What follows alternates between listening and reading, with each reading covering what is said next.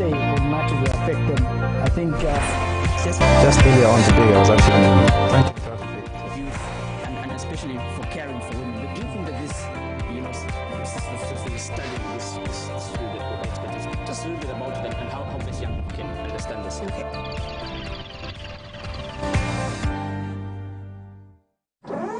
really young people to have a say will matter to affect them.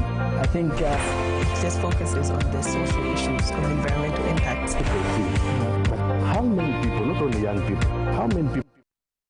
Hello, good afternoon. Welcome to this special edition of Our Perspective. Indeed, young people's views lie at the very center of this program. You too can be a part of sharing your views and your perspectives. The keywords are PSP, leave a space, and you're typing in your contributions and comments. You're sending them over to 3322. We'll definitely be delighted to share and have your experiences on the program. We do know that Child Health Week provides an effective opportunity to deliver a core set of services for child survival through the existing health system. It is an activity targeted to reach all children below the age of 5 years with life-saving interventions, including things like immunizations, deworming, as well as providing vitamin A that are provided free at all government health facilities. This week is also expected to contribute to the reduction of stunting by providing a package of highly cost-effective interventions in addressing the cause of child malnutrition.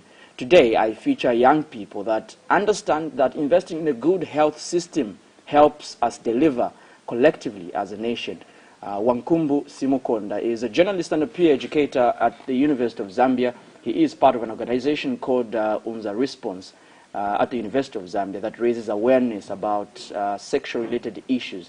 But I also saw it fit to invite one courageous and, well, I would call her vibrant woman, one that believes that Zambia has in recent years witnessed an increased number of gender-based violence cases. But what is more to it is that survivors of child sexual abuse, incest, or whatever type of violence you would love to call, have gone through very traumatic recollections of their experiences. She has been, well, a part of, I would say, an HIV/AIDS advocate since 2004, and still has a larger story to share on this program. She, in order to break the silence about her experiences, has been, invited to feature on this program. But she also says that today, her going beyond measures encourages her or inspires her to write a book that is titled Musenge, Glow After Pain. We'd definitely love to hear more about it as we feature these young people on the show. Don't forget that your keywords on the show are you type in the letters PSP. Type in your comments and contributions. You can ask my two guests questions over health-related issues as we celebrate this Child Health Week. Don't forget to also visit our website on www.movietv.com. Alternatively, you could like our fan page as we get interactive with the program. Let's take a short break as we meet my guests on the other side. I think This focuses on the social issues of environmental impacts. How many people, not only young people, how many people even here in Zambia just earlier on today, I was actually trying to interact with And especially for caring for women. Do you think that this, this study, this field that we're experts, just a little bit about it and how best young people can understand this? Okay.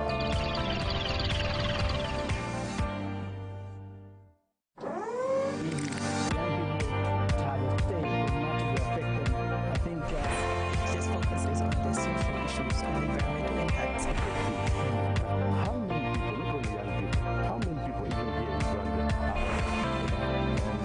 just earlier on today, I was actually trying to interact with And especially for caring for women. Do you think that this, this study, this field that we're experts, just a little bit about it and how best young people can understand this? Okay.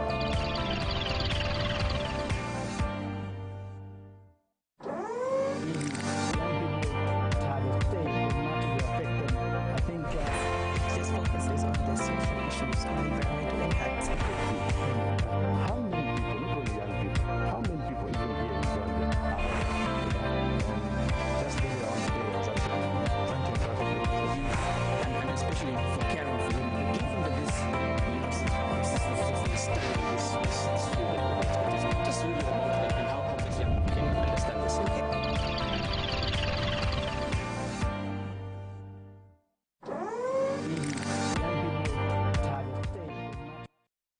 Welcome back. So you're typing the letters PSP, leave a space, type in your contributions, your comments, send them over to 3322. Young people today feature on the show. Then we'll discuss a number of, health issues, ranging from child sexual abuse, incest, gender-based violence. All of them are related to health, I believe. And, they say ladies first. I'm saying in Somali. Yes. Glow after pain, you call it? Yes. First of all, before we even get to you talking about, that is just, let me not even let the cat out of the bag. Yes. It's good to have you for the second you. time on the show. Yes. How's it been? It's been wonderful. Okay. And I'm looking forward to another experience on the show. Great. Also, the first time on the program is Simukonda. It's good to have you on the show. Is it your first time or second time? Second time. I'm getting to forget the guests that I feature on the show. But Yeah. I think today is a quite interesting day because Yeah. just last week we were launching the Child Health Week. Simukonda, tell me something. What comes in your mind when you hear issues ranging from child health, or when we talk about Child Health Week? Well, what comes to my mind when we talk about the Child Health Week is where I'm picturing government officials, non-governmental organization coming up to tell us the policies that they have set up in line with making sure that the children are well protected, the children are given the quality health that is required of them.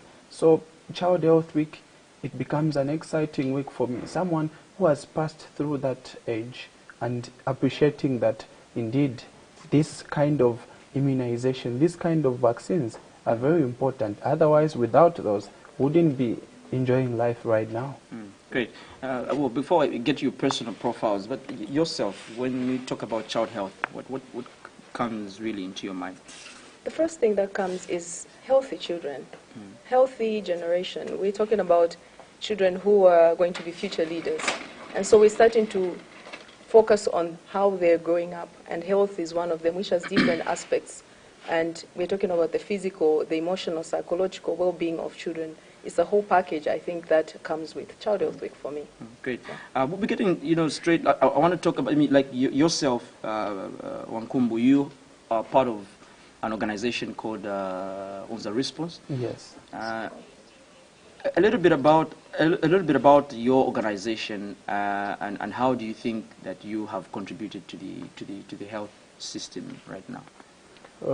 Well, the Unza Response team is a team that was established in 2005 at the University of Zambia under the Office of the Vice Chancellor, and this was as a result of the prevalence rates of HIV at the University of Zambia.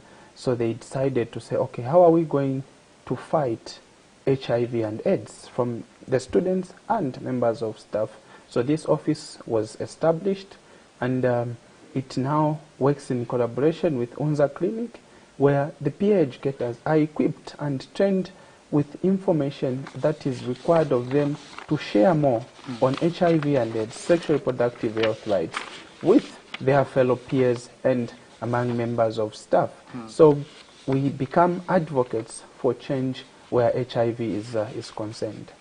We'll be getting to Dr. Wyson. That I would really love him to talk about Child Health Week. And just before we get into your profile, I'm saying, I think that many people need to get to understand where we're coming from, the Child Health Week, and how you as a woman fitting into that category, because we would definitely talk about some of the challenges that you've been through and how best we can be able to respond, and that is why we've invited Simukonda as well to come through on the show. But before we get to Doc, probably maybe people would be wondering, you came on the program last time, but for those that would be definitely watching for the first time, they would be wondering, you're an advocate.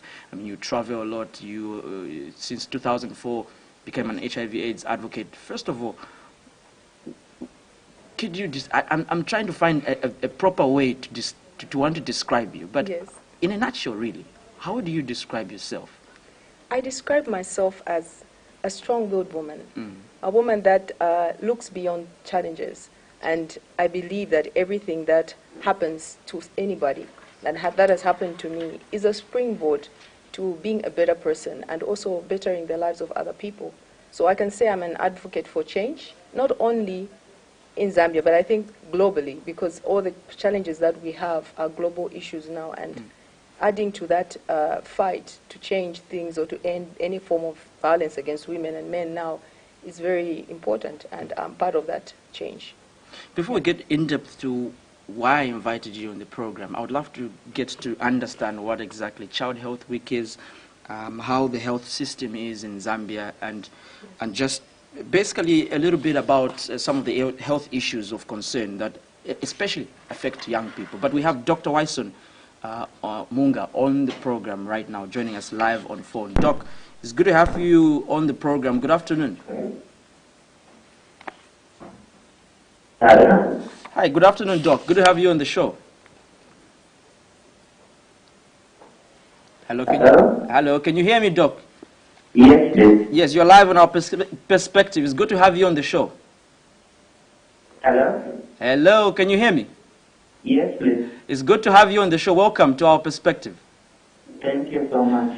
Just a few issues I would love us to understand and make the viewers understand. I know that you have a very busy schedule ahead of you, but do you think that it is right to only have our children vaccinated during this Child Health Week? Or basically help us understand what is ahead of the Child Health Week. Why do we have the Child Health Week celebrated yearly? Okay, thank you very much. Yeah, so Child Health Week is not meant like as an isolated program where like that's when children are saying that's when they are vaccinated. It's simply a period where you heighten the activities, okay, that concern the health of the children. So these the things that are done at the Child Health Week are the very things that are done on a regular basis during the under 5, clinics. Yeah, but then you find that there are a lot of other people that could be missed out from the regular program that takes place. And you find also that probably the messaging may not be as heightened as when you specifically target a certain period of the year. And we normally have this Child Health Week twice a year. So it's meant to simply heighten the activities, heighten the sensitization, heighten the programs of immunizing the children, of weighing the children, of giving them supplementation in terms of vitamin A and other educational problems and programs of information where child health is concerned. So it's not like what is happening now doesn't happen every day. It does happen every day, but these are specific periods that help us to catch as many as possible. Okay, great. I believe that Child Health Week also, when we talk about health, it should be, connected to many other health factors and many other health situations like child abuse and sexual abuse. And on the program today, I have advocates that advocate for having a good health system. How do you describe the health environment right now in Zambia when we advocate against child sexual abuse?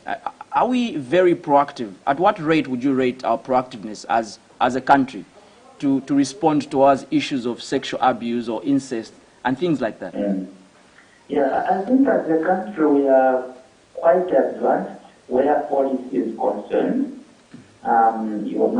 We have the GBV Act, that's an act of parliament, so you find that we are backed by the law, we are backed by the policy, but in terms of the groundwork, I think it doesn't match so much with the policy that is in place, and that's why you find that, like for some of us that work at the hospital and deal with some of these cases, you find that the number of child abuse doesn't seem to go down, practically speaking. We continue seeing these cases, and so I think we need a lot of concerted effort in terms of public health education and just heightening, the information dissemination about the same educational program that probably should touch even the chiefs and other people that are directly, responsible for passing on that information. The church also, I think, should take an active role. So in terms of the linkage of the importance of child abuse, I think it could really be a nice idea to package it even in the Child Health Week as one of the pieces of information that could be included to share with the parents. I think it would really help because such programs are very rare. So if we could find an integrated approach where as we educate the mothers on other themes of health, like immunization, nutrition, and so on, if we could also take advantage and incorporate child abuse, information in the Child Health Week, I think it's a very brilliant idea. I've never thought of it that way, but the fact that you raised it brings to light something that seems to be very real. And we must commend the individuals and organizations that come out really to champion the messaging and information sharing where this issue is concerned, because I think we haven't done much as a country despite having the laws in place, despite having the policy in place. So I think I'm quite excited that the program that you are having currently right now, I think it's the way to go. We need more of such organizations, we need more of such individuals, we need such programs more and more, even by you, the media people. That's the only way that we can probably get headway where this issue is concerned. Dr. Weissel, thank you so much for your time, for coming, being on the program. Thank you. Enjoy your program. Thank you so much. I think a number of issues highlighted: the public health information, as well as packaging, child abuse into the Child Health Week. Quite a number of issues. But before I get to you, Simkond, I want to begin on a new platform with you. Yes. How do you describe? I know I asked you about you describing yourself, but you are coming from a background that is a violent background. You Yes. have been sexually abused before as a child. Maybe a little bit of insight, and people will be wondering why really Yes. glow after the pain. As a child, I don't have so many nice memories. I saw the home as a home where it's safe. But then as time went by, from the time I was 7, I realized that I was in a very abusive home. It was always fights, chaos, and during that process, right in our home, I was being sexually abused by one of my brothers, and then it went on until I was 10. Then another one started. So I had 2 brothers abuse me from the time I was 11 to 14. And as I grew up into adulthood, just so many things were not right with me. I was this troubled young girl, and then I engaged in so many vices just to escape that kind of traumatic experience. I engaged in drinking, smoking, illicit sex. And all these are the effects of the child abuse, and I've seen many other people that have suffered from the same. And coming from that kind of a background, that was filled with so much pain. As I grew up, I had many other people that I met along the way that have been so instrumental to my healing and me reaching this point of my life. And just that support itself inspired me to do much more than just sit and not share my story. And that made me come out to talk about it more and raise awareness and also be an advocate for change. Would you say you're still traumatized by that experience? No, not at all. Not at all. The fact that I'm here talking about it, it came from a long time ago. I'd talk about it and I would be very angry. But then over time, I find it easy to talk about because it's been a healing process. And then coming to write a book that was so, it was emotional writing it, but then it helped me heal more and more as I wrote it and glow Great. after pain. We'll talk about the book, but Yes. let me bring in a young man that Yeah. when she's coming from a home that was sexually abused by her own brothers. How do you describe an experience, an environment where you are a young man and you are faced with violent acts, like things like incest? How do you describe this kind of situation? And as an organization that you've built at UNZA, I mean, you're calling yourselves Response. Where are you fitting yourselves? How do you see yourselves coming out of this box of violence, really? Well, okay, it's the way she has explained, trying to picture trying to picture the story, it's very, very saddening. And as a group of peer educators, first of all, like Ayala mentioned, we are trained, first of all, to interact with our fellow peers, to have this listening mind where you let your friend share their story. Sometimes it does not become necessary to comment when somebody is sharing their story. So we are trained in such a way that you listen from another person, you let them pour out their feelings, and then with the training that we have, this is where we now come in to advise this friend. And to a certain level, you now bring in expert counselors that will be able to talk to this person, to counsel this individual and help them grow. But you know, just what telling you this is very hard, and to see Msenge reach a point where she's able to come out in the media to share this story, meaning that she has indeed fully healed. For you, what are some of the challenging things that you think that you'd come across in talking to young ladies or young girls as Unza Response? What are some of the things that are coming out for you that you think that have been or can be a challenge for you in terms of creating a very conducive environment, especially for the girl child that is abused? Well, what is becoming to be a challenge is, first of all, the people opening up. People do not want to open up because they feel ashamed. Okay? So as the person who is available to help, you cannot help someone who does not open up. So the biggest challenge we are having as peers is that people do not want to open up. Okay? And then the time this person is opening up, they would have already been injured to a point that it even takes time for them to heal. So I think people just opening up is what becomes a challenge for us. I mean, you have gone through a very crucial healing process. Would you describe some of the people that helped you as stepping stones or springboards? How would you describe, you know, some of the people that made you get out of that situation, just feeling and remembering the fact that you have been abused? I mean, obviously those memories and you are still traumatized. Is there a specific way that you have described this situation of getting out of that box? One, I think the first point of contact for me was the church. I met people that it was a health facility that's run by Catholics. And from that system is where I was able to find the help that I needed. It was not just about the abuse that I went through, but it was just like a whole package of different other issues that I was experiencing at that particular time.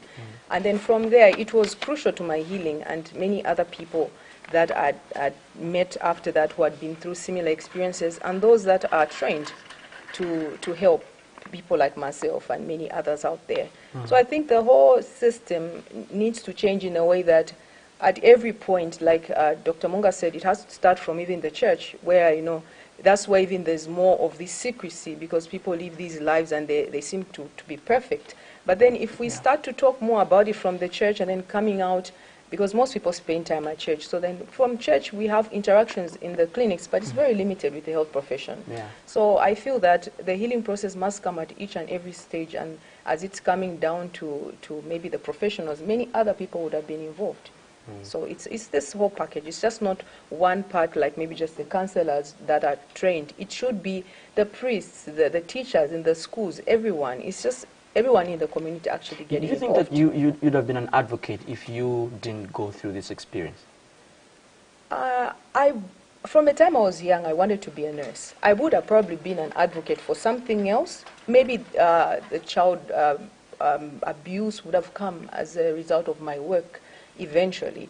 But then to come out so strongly and be passionate about it, maybe it's just that drives the drive in me that says I need to prevent another child from going through this. I feel it's much more intense since that I have been through that process.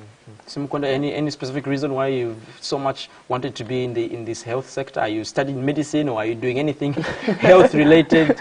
Well, I think also with me it's just about the passion to share stories with colleagues. You know, it's coming way back at church, and this is why I would also want to add on to say the church should be at the center stage of disseminating such information, because we are going to church, we think we are the upright ones. We don't want to even talk about these things, the stories that matter most. So even with me, you know, it's where I attended a youth seminar at church, and then they talked about sex amongst young people, and you know, this package, it was packaged so in a manner that everyone felt to say, indeed, there is need to share with the next person about sex, whether we are church people or whether we feel the next person is not a church person, and it starts from the church. What do you think is most cardinal for you to advocate against? Advocate for, rather? Well, I think what we should be advocating for is the sexual reproductive health rights.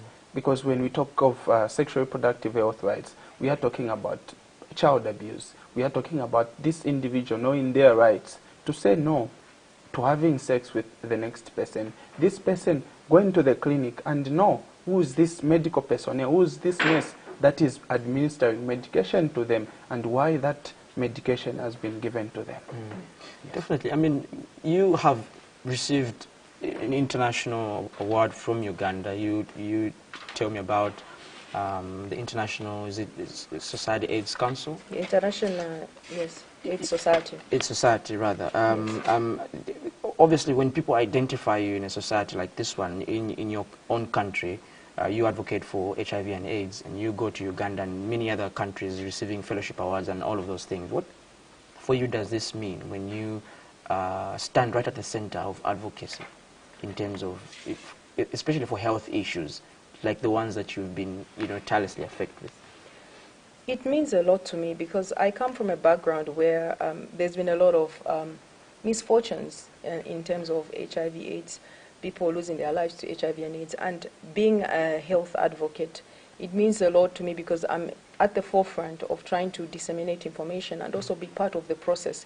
I think that itself also makes me proud of the work that I do, because they recognize the work that I am doing, and they appreciate that in each and every country there are so many people in a country, but then they do appreciate that there's someone doing this kind of a work. And to me, that kind of recognition comes with a lot of pride, and I'm sure that many other people appreciate what individuals, organizations, and the government do towards health issues. And I think for HIV and AIDS, I think having claimed so many lives globally, it's something that we should all be advocates for, because we have lost one person or the other that was close to us in our families, our friends, as people from school. So it is actually a very good thing to having experience. I mean, yeah. You think that we're being recognized enough? Are we being supported enough for such initiatives? You know, stimulating or creating health initiatives or organizations that are advocating for reproductive health, for example. You think they're doing much? I know the young people are doing much, but you think that we are being recognized enough? It could be civil society or government or private sector, whatever it is. I feel with the civil societies, there is much recognition. There are these youth groups that are being recognized by civil societies, and that's the reason why you find that we are having these civil society organizations coming on board to help us. On the part of government, it's much with policy. Yeah, and this is why Dr. Wyson talked about policy. The government has put up wonderful policies that are there to make sure that if those policies are implemented, we would be talking about a free HIV Zambia, a free sexual abuse Zambia. But then, what are we implementing these policies that we are setting up? That's why it is my sincere appeal to the powers that be, to the government, that let's make sure that when we put up policy, let it be followed with implementation. We make sure that everyone from the ground to the top, there is proper implementation of these policies. It's not sensitization. You have also embarked on a project that you are sensitizing, going through communities, schools, and all of those. Tell us a little bit about that, because I mean, from your own perspective, Simkwanda, I know that from the University of Zambia, you too have embarked on a serious campaign over sexual reproductive health. But for you, Msenga, really, yes, what stands out for you? I mean, what is the highlight for you to get into these schools, into the compounds, sensitizing young people over sex-related issues? What for you do you think that is your catch? What is standing out as the most significant factor for you when you go out in the field or in communities and these compounds? To begin with, I think the highest cases of gender-based violence are found in the communities. And going to those communities is a way for us to actually see what's actually happening on the ground. You know, it is wonderful to report on TV to say so many people have been abused, and that's just a fraction of the people that are actually abused. When you go on the ground, you see the seriousness of this situation, and then it motivates you actually to want to go in those communities, to want to go in the schools. Because some of the children that are abused, you see the signs from the schools. And that's why it's important to have all these GBV clubs and all these sensitization meetings or like interactive programs in the schools, because then you're able to identify which kids have the most needs, and then you're able to follow them up in those communities. Because if communities are not paying attention to what's going on with the children, it means then how else can we capture these children apart from the schools? So then, for me, it's like it's a massive campaign that needs to even continue with many other organizations, because on the ground, it's where the real issues are than just mere talking. Yes. Let me get to you, Simkonda. I mean, when you hear projects and sensitization campaigns, you think that they're enough? I mean, just talking about this on radio or TV, what are the ways, aggressive ways rather, do you think that our communities will be able to be proactive in ensuring that we're able to be safe? You talk about sexual reproductive health, young people are able to abstain or rather use condoms or whatever safe means of living. What are some of the things that you think probably we're not doing right, maybe, or we need to be more aggressive to doing? It's the aggressiveness, Cheswa. You know, because look, for example, that we are having the Child Health Week. So this Child Health Week is a deliberate move to say, let's heighten the tempo. Let's be aggressive towards this approach, because we know that when there is such, then we are going to capture a good number. So even with these other associations, organizations, we are talking in terms of, we have the HIV week, the VCT week. So all those weeks is where we are heightening the tempo in the way we are doing our sensitization. Otherwise, these things are very important. We need to always heighten the tempo and make sure that the people that we are going to are being responsive, and they only be responsive in the way we package the information. When you see organization further moving forward, what kind of things do you think that are going to be a challenge to work with when it comes to advocacy? I mean, you're in advocacy and your main focus is sexual reproductive health.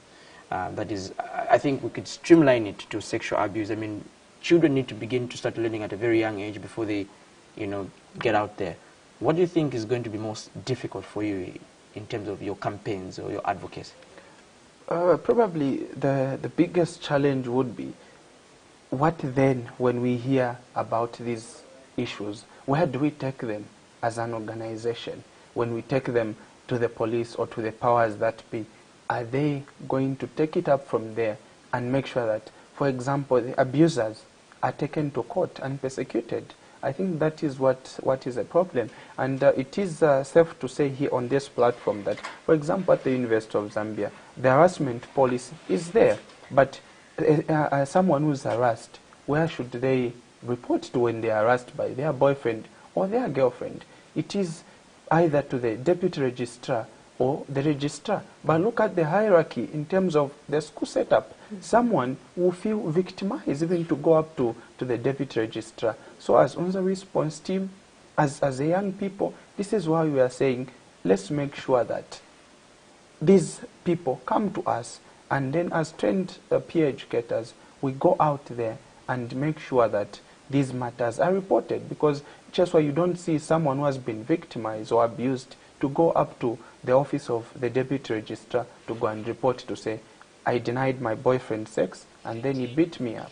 It doesn't happen. Musengi, let me get to you. What do you think is going to be most challenging for you? I mean, you've been an advocate of HIV and AIDS from 2004. Moving forward, what are some of the things that you still find challenging to do? Is it speaking to young people, young girls? What is it that you still find most challenging to do? The most challenging thing is, with the policies, like mentioned, the policies are there, but to execute them effectively is where the biggest challenge is. In as much as we have the fast-track courts now, and we have all these points that have been set up to capture people that have been abused, it's the coming out and talking about it that's actually a problem. Many people are still concealing these acts in their homes because, first of all, you understand that there's a lot of people that are not empowered, and some are in marriages and some have got small children even. And to think that they will leave a breadwinner because that's their abuser, it's quite difficult. And those are challenges. How do we help someone to realize that you're being abused? This is serious, you get hurt badly, you need to move on. They'll tell you, what then if you ask me to leave? So then we need policies that are able to work alongside helping them. As we help them, we should be able to offer them something, skills or something, and it comes down to resources again. If the resources are not available, that is a challenge. So all these things, honestly, this is a good platform to actually talk to the government and say we need programs that are centered on empowerment, especially for the women and the girls and the men that are abused, because we do know men are being abused as well. There are women that are breadwinners. Do you think they're left out as well? Are the boys left out when we always talk about the women and the girls?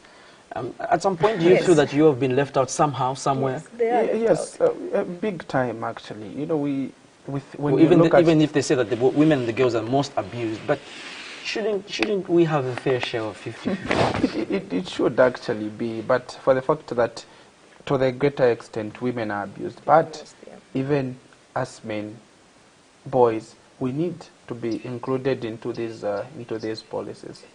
Yes. Mr. Enge, let me get to you. I mean, some of the things that you've worked about, I think we've talked a lot about previously, the violence and the incest and all of those sexual abuse cases and violence. But you now tell us, and you tell the world that you're coming out of this pain. You think that you are really out of the pain when you talk about glow after pain in your book? When I talk about glow after pain, I can tell you that I may not entirely have gone out of the pain, because there are effects that remain after one has been abused. You are just not the same person that you used to be. You think that you're glowing now? I am glowing, yes, but I am not perfect. After all the abuse that I've been through, there may be parts of me that I still need to work on. There are short-term and long-term effects of abuse. I can get over the short term, but there are long-term abuse, which may include many other things, like how I respond to people. Do I easily trust people? Can I easily relate with someone that I feel is a potential abuser? There's so many things that happen to you as a person. Your level of security is heightened than in a normal person that has never been through that. What do you think is going to be the biggest impact in your book to society right now? My book outlines household-level gender-based violence that is usually kept as a secret. I mean, I talk about a home that was chaotic, a home that experienced so much pain, and this wasn't coming from outsiders, but just within, you're like enemies of each other. And I feel to any home, a Zambian home, they're able to relate, because many of them are going through this quiet, silent abuse and turmoil. My book offers step-by-step ways on how you can heal from this, how you can get help. Traumatic experiences. Yes. Let's get to SMSs, text messages. Let's see what people love to ask you this evening. PSP, leave a space, type in your perspectives. You're sending your contributions, comments to 332. Our Facebook page is Our Perspective Movie TV. Messages are not yet ready, but I'm told SMSs are coming through on the program. But let me get to you, Ms. Mkoda, as we get to the diamonds of the program. She's working on a book, and you are a young person also responding to some of these issues and cases. How do you plan to work with women like her, especially those that have been abused? Have you had any cases of young people coming to you that have been traumatized and they feel shy to get out of that box? I keep talking about the box because, Yeah. So what do you think in future are you looking forward to doing? What impact as UNZA response do you think that you leave, not only on UNZA students, but generally Zambian youth? Well, our desire would be that we let people out there, we let young ones realize the potential that they have in them and the need for them to come out in the open and live a healthy life, because that's what's important. For if we are going to say we are the future leaders, if we are going to be future leaders, or we are the future leaders now, then we should be healthy people, people that are going to go out and work, living a healthy life. What kind of legacy, Msenge, would you want to see in a next generation of young women like yourselves? I would love to see women that are self-driven, women that want to make a change, women that believe that they can stand up on their own and they can do greater things. They don't have to feel inferior to say, I cannot do what a man can do. I hope to see a generation of women and girls that want just to do amazing things greater than we have done. If we are an inspiration to them, I want to see women that will say, I did better. I made a greater impact, and this is where I followed the footsteps. Let's see what young people are itching to say on the program. Don't forget to type the letters PSP, leave a space, type in your perspective and comments, send your SMSs to the number 3322. Let's see what messages are coming through this afternoon. This one says, good evening, Cheswa, and the maybe message. Okay. Let me just have to come over here. Good evening, Cheswa and the panelists. I'm enjoying the show. Over the past years, there have been issues of sexual harassment at UNZA, and we see little being done by the management. What is your organization doing about it? I guess the intellectual from UNZA, that is Alan Banda from UNZA. Thank you so much for that message. You have a touching story, Musenge. Big ups for the decision you made to be an advocate, James from Tendere. Thank you so much, James, for that message. Musenge, what organization are you working for, and how do I join it? I have a similar story, Ida from Kaunda Square. People looks like they have similar stories on the program. The government hasn't done enough to raise awareness with regards to sexual reproductive issues.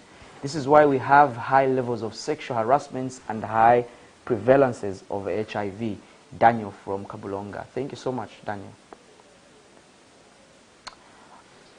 Okay, that is messages coming through on the program. Don't forget to type PSP, leave a space, your contributions, comments. It looks like people are still asking you, what organization are you part of? I know that you did sign an MOU just two days ago. Maybe a little bit about that as we get to end the program. Yes. Can they join your organization? Liberated Hearts Foundation is a newly founded organization, and basically we are trying to work alongside other organizations in ending gender-based violence and incest and child sexual abuse. So 2 days ago, we have another organization called Decent Life Zambia, who are into policy advocacy, women empowerment, and emergency relief, child literacy. And we felt that we can be, like I mentioned before, if two organizations are working together, one working on one part of the problem and another working on the other half, it creates a greater impact. And so Decent Life and Liberated Hearts Foundation did sign an MOU, and we are looking forward to a good working relationship. Great stuff. I think there was a question that came through about sexual reproductive health, government not really looking into that. Maybe you're able to respond to that question as we, come to the dimensions of the program. Yeah, but I think on the part of government, there is much that that should be done, especially where they need to work with these organizations or associations to make sure that we fight the epidemic, we fight all these prevailing issues, sexual harassment, child sexual abuse. Yeah, so I feel there's much that needs to be done on the part of government, and I'm appealing to everyone out there right now that let's not keep closed up. Let's not live in these little cocoons of ours and say, if I open up, maybe these people look down on me. Let's not live like that. Let's open up to this person that we feel we might trust. Let's go to the church and talk to someone that we feel this person may be of help to us. Do you think you have responded enough to many needs of young people that have cried over sexual reproductive health as an organization that is still growing? To a greater extent, yes, but there is much that needs to be done, and this is where we now need support. For example, at the University of Zambia, from management, university management, and other stakeholders that need to empower us with more knowledge that we need as peers to talk to these friends of ours that are going through certain problems.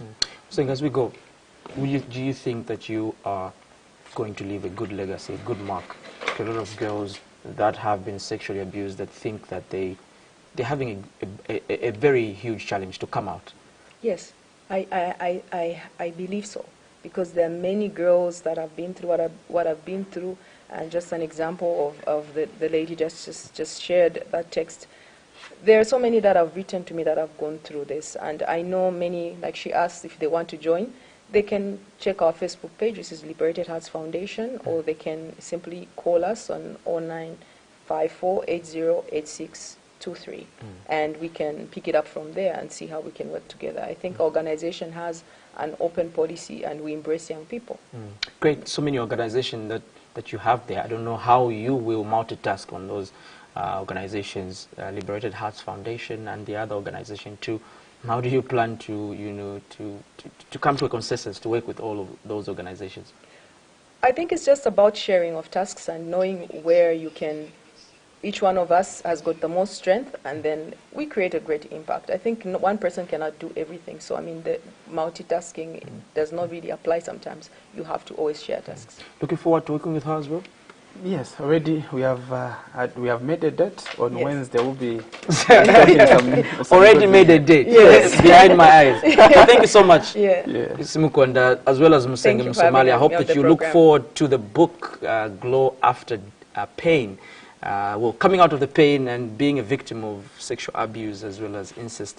Simukonda came through the program just to share how much responsive they are as a young people in terms of advocating for sexual reproductive health. My name is Cheso Kapas. I gave them a platform to come through on the show, and I hope that you learned one or two things. Thank you so much to everybody that's been sending in SMSs, ranging from the production team that are standing behind cameras, Obvious Kapunda, Bright Matakai, as well as my director, Andrew Mwansa, the entire production team, Hansen, as well as Mr. Emmanuel, that keeps speaking into my ears and ensuring that everything moves on very, very well. I love you all. Thank you so much for watching. For Godfrey as well, who ensures that all the messages come through to your screens right on time. This is Our Perspective. I'll catch you again next week, Friday at 17:50. Bye-bye.